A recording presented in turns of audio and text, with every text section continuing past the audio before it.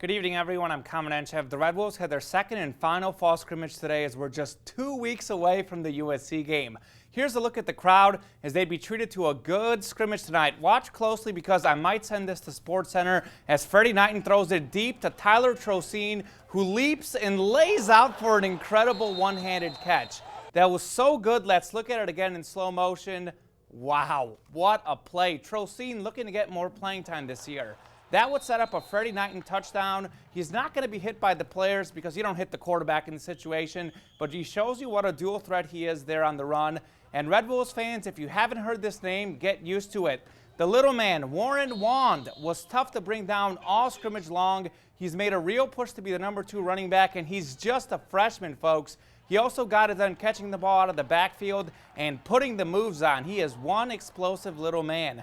My favorite moment of the scrimmage, though, came during the last play as J.D. McKissick pulls in a touchdown. Really awesome to see that with all the injuries he's dealt with last year. But here's Coach Anderson on the scrimmage. They sputtered, took a couple of shots and missed them early and had to punt the ball. But, yeah, I thought they looked better in the second half. Not near what we wanted to be honest with you. Just a little sloppy, a little bit sloppy at times. We got to do better than that.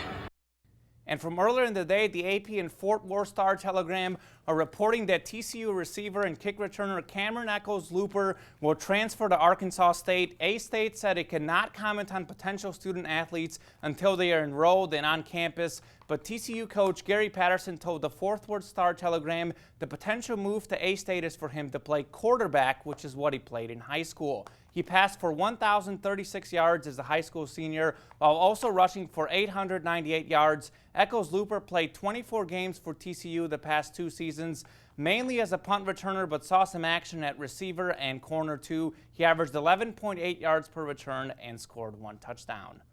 The Razorbacks also had their second and final camp scrimmage today. Brandon Allen had a strong day, completing 22 of 28 passes for 275 yards, 4 touchdowns, and 2 interceptions. Keon Hatcher, who missed last week's scrimmage with a minor injury, had 9 grabs for 143 yards and a score. Cody Walker and Raleigh Williams III combined for more than 100 yards in the backfield as the Hogs rested Alex Collins in this scrimmage too.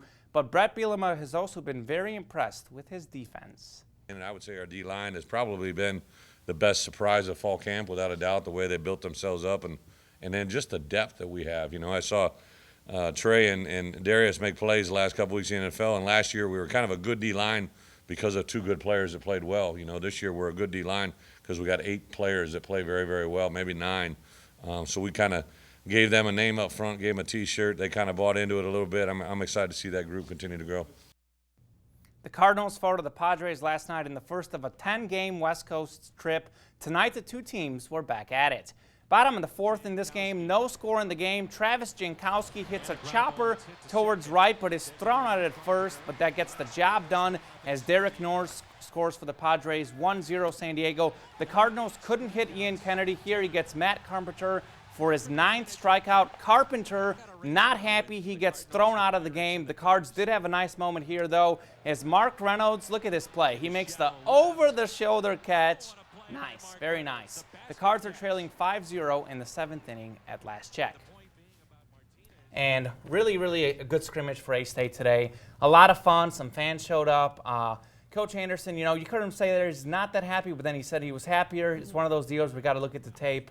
But they played well, and good to know that we're 2 weeks away from actual football games. I was going to say, I think all those scrimmages are really getting everyone in Region A excited, even, you know, the football Friday night and all that coming up. Yes, can't wait. All right. Thanks, Common. Stay with us. We'll be right back.